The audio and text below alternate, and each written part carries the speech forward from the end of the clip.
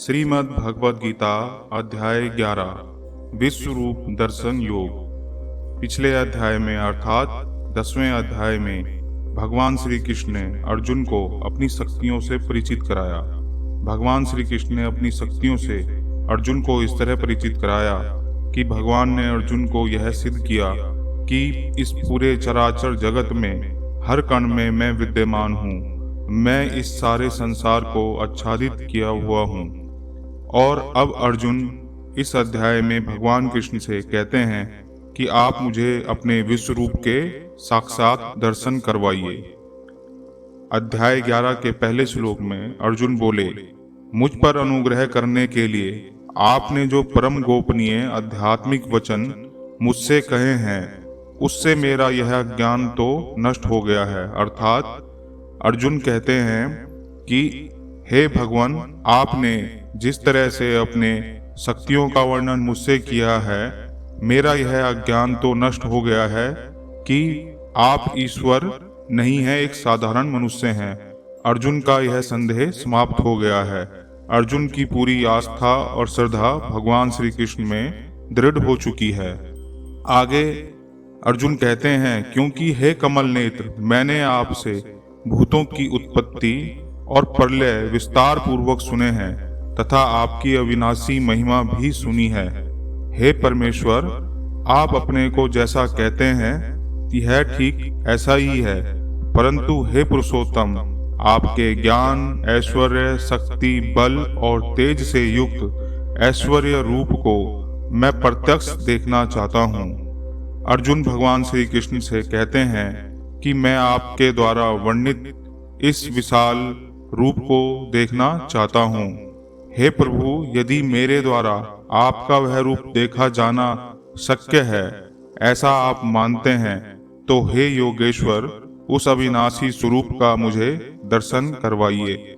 यहाँ ध्यान देने योग्य बात यह है कि अर्जुन भगवान के लिए एक नया शब्द उपयोग करते हैं, योगेश्वर। योगेश्वर का अर्थ है सभी योग का ईश्वर, अर्थात ईश्वर की इस अविनाशी स्वरूप का वर्णन सुन के अर्जुन को यह विश्वास हो जाता है कि श्री कृष्ण महाराज योगियों के भी योगी हैं, वह सर्वोच्च योगी हैं, इसलिए वह उन्हें योगेश्वर रूप से संबोधित करते हैं। श्री भगवान अर्जुन की इन बातों को सुनकर कहते हैं, हे पार्थ, अब तू मेरे सैकड़ों हजारों नाना प्रकार के और नाना वर्ण तथा नाना आकृति वाले अलौकिक रूपों को देख। भगवान कहते हैं कि तू मेरे अब सैकड़ों और हजारों प्रकार के रूपों को देख, मैं तेरे आगे अपने सभी रूप प्रदर्शित करता हूँ। हे भरतवंशी अर्जुन, तू मुझ में आदि को अर्थात अदिति के 12 पुत्रों को, 8 वसुओं को, 11 रुद्रों को, दोनों अश्विनी कुमारों को और 49 मरुदगणों को देख तथा और भी बहुत से पहले ना देखे हुए आश्चर्यमय रूपों को देख। हे अर्जुन, अब इस मेरे शरीर में एक जगह स्थित चराचर संपूर्ण जगत को देख तथा और जो कुछ भी देखना चाहता हो सो देख। अर्थात भगवान कहते हैं कि मैं अपने इस शरीर में पूरे चराचर जगत को तुझे दिखा सकता हूँ, परंतु मुझको तू इन अपने प्राकृत नेत्रों द्वारा देखने में निसंदेह समर्थ नहीं है। इसलिए मैं तुझे दिव्य अर्थात अलौकिक चक्षु देता हूँ, इससे तू मेरी ईश्वरीय योग शक्ति को देख। निसंदेह यह बात तो बिल्कुल स्पष्ट है कि इन भौतिक नेत्रों से ईश्वर के इस विश्व रूप को कैसे देखा जा सकता है, क्योंकि भौतिक वस्तुओं, भौतिक शरीर की एक सीमा होती है और यह एक सीमा तक ही कार्यरत होते हैं। यदि ईश्वर का साक्षात रूप अर्जुन को देखना था तो यह भौतिक नेत्रों द्वारा संभव था ही नहीं। इसलिए भगवान कहते हैं कि मैं तुझे दिव्य नेत्र देता हूँ ताकि तू मेरी ईश्वरीय योग शक्ति को देख सके। यहाँ संजय धृतराष्ट्र से कहते हैं कि हे राजन, महायोगेश्वर और सब पापों के नाश करने वाले भगवान ने इस प्रकार कहकर उसके पश्चात अर्जुन को परम ऐश्वर्य युक्त दिव्य स्वरूप दिखलाया। आगे के श्लोकों में इन दिव्य स्वरूप का वर्णन है। अनेक मुख और नेत्रों से युक्त अनेक अद्भुत दर्शन वाले, बहुत से दिव्य भूषणों से युक्त और बहुत से दिव्य शस्त्रों को हाथ में उठाए हुए, दिव्य माला और वस्त्रों को धारण किए हुए, दिव्य गंध का सारे शरीर में लेप किए हुए, सब प्रकार के आश्चर्यों से युक्त, सीमा रहित और सब और मुख किए हुए विराट स्वरूप परम देव परमेश्वर को अर्जुन ने देखा। यहाँ ईश्वर के विराट स्वरूप को चित्रित किया गया है। यहाँ बताया गया है कि इस विराट स्वरूप में कई मुख थे, कई नेत्र थे और कई आंखें थी, और इस विराट स्वरूप ने कई आभूषण धारण किए हुए थे और बहुत से शस्त्रों को अपने हाथों में उठा रखा था, और कई दिव्य मालाएं इस विराट स्वरूप को सुशोभित कर रही थी, और कई वस्त्र धारण किए हुए यह विराट स्वरूप स्थित था। और इस विराट शरीर से पूरे शरीर में गंध का एक लेप लगा हुआ था। सब प्रकार के आश्चर्यों से यह विराट सीमा रहित शरीर स्थित था, और सब और मुख किए हुए विराट स्वरूप परम देव परमेश्वर को जब अर्जुन ने देखा तो वह आकाश में 1000 सूर्यों के एक साथ उदय होने जैसा एक प्रकाश दिखाई दिया। वह भी उस विश्वरूप परमात्मा के प्रकाश के सदृश कदाचित ही हो। यहाँ यह बताया गया है कि उस विराट स्वरूप से इतना प्रकाश उदित हो रहा था कि यदि 100 या 1000 सूर्य भी एक साथ उदय हो जाएं, तो भी उस प्रकाश की वह बराबरी नहीं कर सकते थे। पांडुपुत्र अर्जुन ने उस समय अनेक प्रकार से विभक्त अर्थात पृथक पृथक संपूर्ण जगत को देवों के देव श्री कृष्ण भगवान के उस शरीर में एक जगह स्थित देखा। उसके अनंतर वे आश्चर्य से चकित और पुलकित शरीर अर्जुन प्रकाश में विश्वरूप परमात्मा को श्रद्धा भक्ति से प्रणाम करके हाथ जोड़कर कहता है, मैं आपके शरीर में संपूर्ण देवों को तथा अनेक भूतों के समुदाय को, कमल के आसन पर विराजित ब्रह्मा को, महादेव को, संपूर्ण ऋषियों को तथा दिव्य सर्पों को देखता हूँ। हे संपूर्ण विश्व के स्वामी, आपको अनेक भुजा, पेट, मुख और नेत्रों से युक्त तथा सब ओर से अनंत रूपों वाला देखता हूँ। हे विश्वरूप, मैं आपके अंत को ना देखता हूँ, ना मध्य को देखता हूँ और ना आदि को ही देखता हूँ। यह बिल्कुल कल्पना के योग्य नहीं है कि अर्जुन ने किस तरह का विराट स्वरूप देखा, क्योंकि इस विराट स्वरूप का ना तो आरंभ था, ना मध्य था और ना ही अंत था। आपको मैं मुकुट युक्त, गदा युक्त और चक्र युक्त तथा सब ओर से प्रकाशमान तेज के पुंज, प्रज्वलित अग्नि और सूर्य के सदृश ज्योति युक्त, कठिनता से देखे जाने योग्य और सब ओर से अपरमेय स्वरूप को देखता हूँ। आप ही जानने योग्य परम अक्षर अर्थात परब्रह्म परमात्मा हैं। आप ही इसी जगत के परम आश्रय हैं। आप ही अनादि धर्म के रक्षक हैं और आप ही अविनाशी सनातन पुरुष हैं, ऐसा मेरा मत है। अर्जुन जब ईश्वर के इस विराट स्वरूप को देखता है तो वह वक्तव्य देता है कि आप ही हैं जो जानने योग्य हैं, अर्थात इस संसार में आपके सिवा कुछ भी जानने योग्य नहीं है, और आप ही इस जगत के आश्रय हैं, अर्थात यह संसार आपकी शक्तियों पर ही टिका है। आप ही अनादि धर्म के रक्षक हैं और आप ही धर्म की रक्षा करते हैं और अविनाशी सनातन पुरुष हैं, अर्थात आपका कोई भी जरा या मृत्यु से संबंध नहीं है, ऐसा मेरा मत है। अर्जुन कहता है, ऐसा मेरा मानना है। आपको आदि अंत और मध्य से रहित, अनंत सामर्थ्य से युक्त, अनंत भुजा वाले, चंद्र सूर्य रूप नेत्र वाले, प्रज्वलित अग्नि मुख वाले और अपने तेज से इस जगत को संतप्त करते हुए देखता हूँ। अर्जुन आगे भगवान के इस रूप का वर्णन करता है। वह कहता है कि आपका ना आदि है, ना मध्य है और ना अंत है। आपकी कई भुजाएं हैं और आपके नेत्र इस तरह चमक रहे हैं जैसे चंद्र और सूर्य, और आपके मुख से एक अग्नि प्रज्वलित हो रही है, और अपने तेज से इस जगत को संतप्त करते हुए देखता हूँ। और मैं देखता हूँ कि आपके तेज से ही यह पूरा विश्व प्रकाशमान है। हे महात्मन, यह स्वर्ग और पृथ्वी के बीच का संपूर्ण आकाश तथा सब दिशाएं एक आप से ही परिपूर्ण है, तथा आपके इस अलौकिक और भयंकर रूप को देखकर तीनों लोग अति व्यथा को प्राप्त हो रहे हैं। अब अर्जुन भगवान श्री कृष्ण के इस अलौकिक रूप को देखकर थोड़ा भयभीत भी होता है और कहता है कि आपके इस अलौकिक रूप को देखकर तीनों लोग अति व्यथा को प्राप्त हो रहे हैं। आगे अर्जुन कहता है कि देवताओं के समूह भी आप में प्रवेश करते हैं और कुछ भयभीत होकर हाथ जोड़े आपके नाम और गुणों का उच्चारण करते हैं, तथा महर्षि और सिद्धों के समुदाय कल्याण हो ऐसा कहकर उत्तम उत्तम स्तोत्रों द्वारा आपकी स्तुति करते हैं।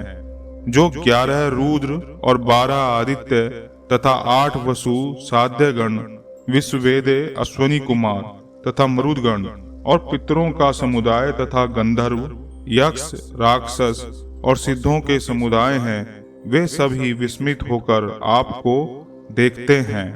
हे महाबाहो, आपके बहुत मुख और नेत्रों वाले, बहुत हाथ और जंघा और पैरों वाले, बहुत उदरों वाले अर्थात बहुत सारे पेट वाले और बहुत से दाढ़ों के कारण अत्यंत विकराल महान रूप देखकर सब लोग व्याकुल हो रहे हैं, तथा मैं भी व्याकुल हो रहा हूँ। अर्जुन भगवान के इस रूप में बहुत सारे नेत्र, बहुत सारे हाथ, बहुत सारे पैर और बहुत सारे पेट देखता है, और सबसे भयानक रूप वह देखता है कि अत्यंत विकराल इस रूप के दाढ़ हैं, अर्थात जबड़े अत्यंत विकराल हैं, और इस रूप को देखकर अर्जुन काफी व्याकुल हो जाता है और भयभीत हो जाता है। आगे अर्जुन कहता है, क्योंकि हे विष्णु, आकाश को स्पर्श करने वाले दैदीप्यमान अनेक वर्णों से युक्त तथा फैलाए हुए मुख और प्रकाशमान विशाल नेत्रों से युक्त आपको देखकर भयभीत अंतःकरण वाला मैं धीरज और शांति नहीं पाता हूँ। यहाँ अर्जुन इतना भयभीत हो चुका है कि वह बिल्कुल अशांत हो चुका है। अब वह भगवान से वंदना कर रहा है कि मेरे इस भय को समाप्त कीजिए। आगे अर्जुन कहता है, आपके विकराल दाढ़ों के कारण प्रलय की अग्नि आपसे प्रज्वलित हो रही है। आपके मुखों को देखकर मैं दिशाओं को ही नहीं जान पा रहा हूँ और सुख भी नहीं पा रहा हूँ। इसलिए हे देवेश, हे जगन निवास, आप प्रसन्न हो।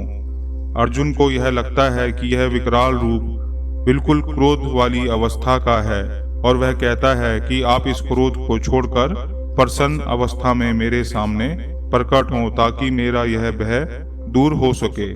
वे सभी धृतराष्ट्र के पुत्र तथा राजाओं के समुदाय सहित आप में प्रवेश कर रहे हैं, और भीष्म पितामह, द्रोणाचार्य तथा वह कर्ण, हमारे पक्ष के भी प्रधान योद्धाओं के सहित सबके सब आपके दाढ़ों के कारण विकराल भयानक मुखों में बड़े वेग से दौड़ते हुए प्रवेश कर रहे हैं, और कई एक चूर्ण हुए सिरों सहित आपके दांतों के बीच में लगे हुए दिख रहे हैं।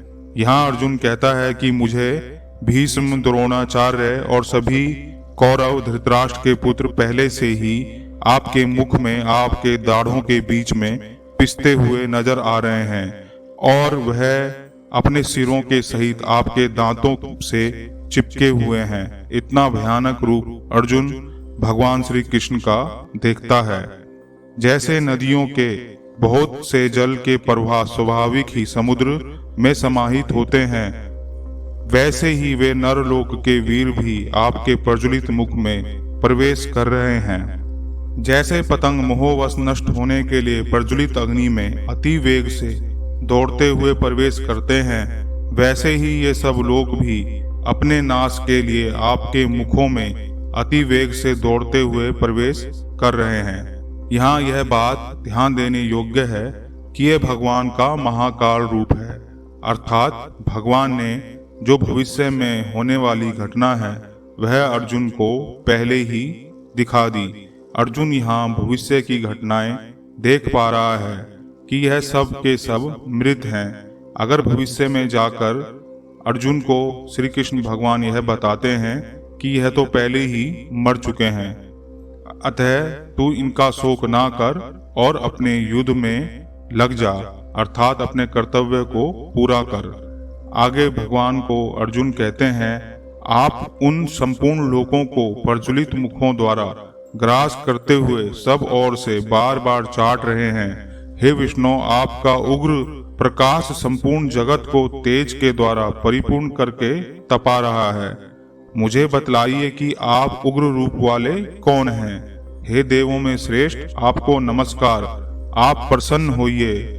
आदि पुरुष, आपको मैं विशेष रूप से जानना चाहता हूँ, क्योंकि मैं आपकी प्रकृति को नहीं जानता। यहाँ अर्जुन इतना भयभीत हो गया है कि वह भगवान से पूछता है कि आप उग्र रूप वाले कौन हैं, यह आपका कौन सा रूप है, और आप प्रसन्न हो जाइए। आगे श्री भगवान बोले, मैं लोकों का नाश करने वाला बढ़ा हुआ महाकाल हूँ। इस समय इन लोकों को नष्ट करने के लिए प्रवृत्त हुआ हूँ। इसलिए जो प्रतिपक्षियों की सेना में स्थित योद्धा लोग हैं, वे सब तेरे बिना भी नहीं रहेंगे, और तेरे युद्ध ना करने पर भी इन सब का नाश हो जाएगा। यहाँ भगवान कहते हैं कि जिन लोगों को वध करने से तू हिचकिचा रहा है, यदि तू उनसे युद्ध ना भी करेगा तो भी उनका मारा जाना निश्चित है, तो भी वह काल का ग्रास बनेंगे ही। अतएव तू उठ, यश प्राप्त कर और शत्रुओं को जीत कर धन्य धान्य से संपन्न राज्य को भोग। ये सब सूरवीर पहले से ही मेरे द्वारा मारे हुए हैं। हे सव्यसाचिन, तू तो केवल निमित्त मात्र बन जा। यहाँ भगवान अर्जुन से कहते हैं कि यह सब पहले ही मेरे द्वारा मारे जा चुके हैं, तू तो एक साधन मात्र है। अतः तू उठ और यश प्राप्त कर। द्रोणाचार्य और भीष्म पितामह तथा जयद्रथ और कर्ण तथा और भी बहुत से मेरे द्वारा मारे हुए सूरवीर योद्धाओं को तू मार। भय मत कर, निसंदेह तू युद्ध में वैरियों को जीतेगा, इसलिए तू युद्ध कर। यहाँ संजय बोले, केशव भगवान के इस वचन को सुनकर मुकुटधारी अर्जुन हाथ जोड़कर कांपता हुआ नमस्कार करके फिर भी अत्यंत भयभीत होकर प्रणाम करके भगवान श्री कृष्ण के प्रति गदगद वाणी से बोला, हे अंतर्यामी, यह योग्य ही है कि आपके नाम, गुण और प्रभाव के कीर्तन से जगत अति हर्षित हो रहा है और अनुराग को भी प्राप्त हो रहा है, तथा भयभीत राक्षस लोग सभी दिशाओं में भाग रहे हैं और सब सिद्धगण के समुदाय नमस्कार कर रहे हैं। हे महात्मन, ब्रह्म के भी आदि करता और सबसे बड़े आपके लिए वे कैसे नमस्कार ना करें, क्योंकि हे अनंत, हे देवेश, हे जगन निवास, जो सत असत और उनसे परे अक्षर अर्थात सचिदानंद घन ब्रह्म है, वह आप ही हैं। आप आदि देव और सनातन पुरुष हैं। आप इस जगत के परम आश्रय और जानने वाले तथा जानने योग्य और परम धाम हैं। हे अनंत रूप, आपसे यह सब जगत व्याप्त है। आप वायु, यमराज, अग्नि, वरुण, चंद्रमा, प्रजा के स्वामी ब्रह्मा और ब्रह्मा के भी पिता हैं। आपके लिए हजारों बार नमस्कार है, नमस्कार है। आपके लिए फिर भी बार बार नमस्कार, नमस्कार। हे अनंत सामर्थ्य वाले, आपके लिए आगे से और पीछे से भी नमस्कार। हे सर्वात्मन, आपके लिए सब ओर से ही नमस्कार, क्योंकि अनंत पराक्रमशाली आप समस्त संसार को व्याप्त किए हुए हैं, इससे ही आप सर्वरूप हैं। यहाँ भगवान को अर्जुन सब ओर से नमस्कार करते हैं, क्योंकि जब ईश्वर ने अपना विश्व स्वरूप अर्जुन को दिखाया तो अर्जुन को यह भ्रम भी हो गया कि इस संसार में दिशाएं मौजूद ही नहीं है, क्योंकि भगवान श्री कृष्ण का विशाल स्वरूप चारों ओर से इस पूरे संसार को आच्छादित किए हुए था। इसलिए अर्जुन यहाँ पर कहता है कि आपके सभी रूपों को नमस्कार और सब ओर से आपको नमस्कार। आपके इस प्रभाव को ना जानते हुए आप मेरे सखा हैं ऐसा मानकर प्रेम से अथवा प्रमाद से भी मैंने हे कृष्ण, हे सखे, इस प्रकार जो कुछ बिना सोचे समझे हठ पूर्वक कहा। और हे अच्युत, आप जो मेरे द्वारा विनोद के लिए विहार, सैया, आसन और भोजनादि में अकेले अथवा उन सखाओं के सामने भी अपमानित किए गए हैं, वह सब अपराध अपरमेय स्वरूप अर्थात अचिंत्य प्रभाव वाले आपसे मैं क्षमा करवाता हूँ। जब अर्जुन भगवान श्री कृष्ण के विराट स्वरूप विश्व रूप को देख लेता है तो वह इस बात की ग्लानि से भर जाता है कि वह भगवान को अभी तक साधारण मनुष्य समझता रहा। वह भगवान को अपना एकमात्र साधारण सखा समझता रहा और सखा रूप में जो भी उसने कार्य, मजाक, हंसी या जो भी व्यवहार उसने भगवान श्री कृष्ण के साथ किए, वह उन सब के लिए क्षमा मांगता है। वह कहता है, मुझे इस बात का आभास नहीं था कि आप ही परम पूर्ण परमेश्वर हैं, इसलिए मैं अपने सभी व्यवहार के लिए आपसे क्षमा मांगता हूँ। आप इस चराचर जगत के पिता और सबसे बड़े गुरु एवं अति पूजनीय हैं। हे अनुपम प्रभाव वाले, तीनों लोकों में आपके समान भी दूसरा कोई नहीं है, फिर अधिक तो कैसे हो सकता है। यहाँ अर्जुन कहते हैं कि इस पूरे जगत में आपके समान कोई भी नहीं है, तो आपसे महान तो कोई हो ही नहीं सकता। अतएव हे प्रभो, मैं शरीर को भली भांति चरणों में निवेदित कर प्रणाम करके स्तुति करने योग्य आप ईश्वर को प्रसन्न होने के लिए प्रार्थना करता हूँ। हे देव, पिता जैसे पुत्र के, सखा जैसे सखा के और पति जैसे प्रियतमा के अपराध सहन करते हैं, वैसे ही आप भी मेरे अपराधों को सहन कीजिए। मैं पहले ना देखे हुए आपके इस आश्चर्यमय रूप को देखकर हर्षित हो रहा हूँ और मेरा मन भय से अति व्याकुल भी हो रहा है। इसलिए आप अपने चतुर्भुज विष्णु रूप को ही मुझे दिखाइए। हे देवेश, हे जगन निवास, प्रसन्न होइए। यहाँ भगवान से अर्जुन यह प्रार्थना करते हैं कि आप मुझे अपने चतुर्भुज रूप विष्णु रूप को ही दिखाइए, जो कि शांत और सौम्य है। मैं आपके विकराल रूप को, इस महाकाल रूप को देखकर अत्यंत भयभीत हो रहा हूँ। मैं वैसे ही आपको मुकुट धारण किए हुए तथा गदा और चक्र हाथ में लिए हुए देखना चाहता हूँ। इसलिए हे विश्वरूप, हे सहस्त्रबाहो, आप उसी चतुर्भुज रूप में प्रकट होइए। श्री भगवान बोले, हे अर्जुन, अनुग्रह पूर्वक मैंने अपनी योग शक्ति के प्रभाव से यह मेरा परम तेजोमय, सबका आदि और सीमा रहित विराट रूप तुझको दिखलाया है, जिसे तेरे अतिरिक्त दूसरे किसी ने पहले नहीं देखा था। हे अर्जुन, मनुष्य लोक में इस विश्व रूप वाला मैं ना वेद और यज्ञों के अध्ययन से, ना दान से, ना क्रियाओं से, ना उग्र तपों से ही तेरे अतिरिक्त दूसरे के द्वारा देखा जा सकता हूँ। यहाँ भगवान स्पष्ट कहते हैं कि किसी भी कर्म कांड से या धार्मिक अनुष्ठान से मेरे इस रूप को प्राप्त नहीं किया जा सकता। मेरे इस प्रकार के इस विकराल रूप को देखकर तुझको व्याकुलता नहीं होनी चाहिए और मूढ़ भाव भी नहीं होना चाहिए।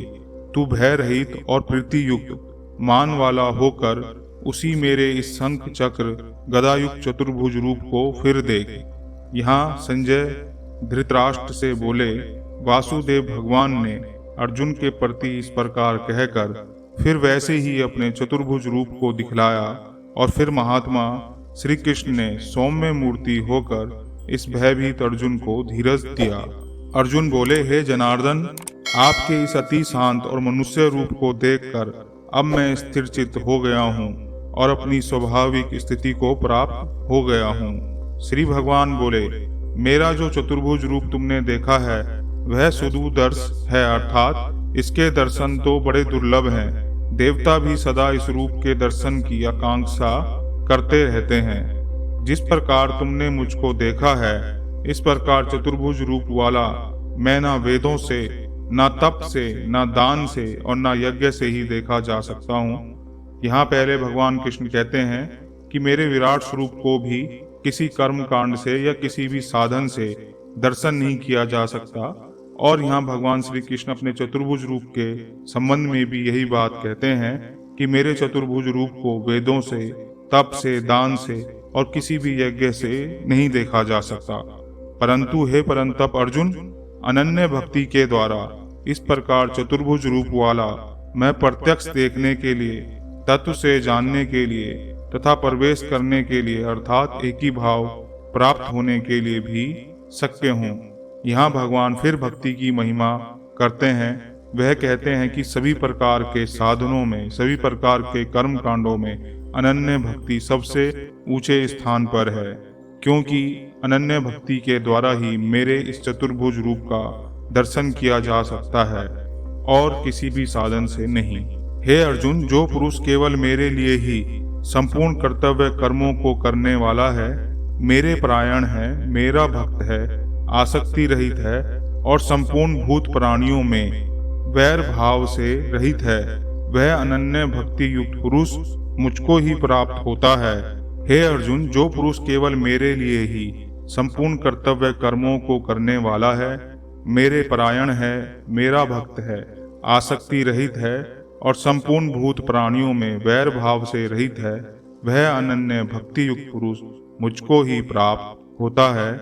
यहाँ भगवान कहते हैं कि संपूर्ण कर्मों को जो मुझे समर्पित करता है, जो इस संसार में मोह नहीं रखता और वह किसी भी प्राणी से वैर नहीं करता, वह सदा मेरा ही भजन करता है, मुझ में ही लीन रहता है, वह ही मुझको प्राप्त होता है। यहाँ अध्याय 12 समाप्त हुआ। प्रेम पूर्वक सुनने के लिए आपका धन्यवाद। कृपया श्रीमद् भगवद गीता के अन्य अध्याय सुनने के लिए इस चैनल को अवश्य सब्सक्राइब करें।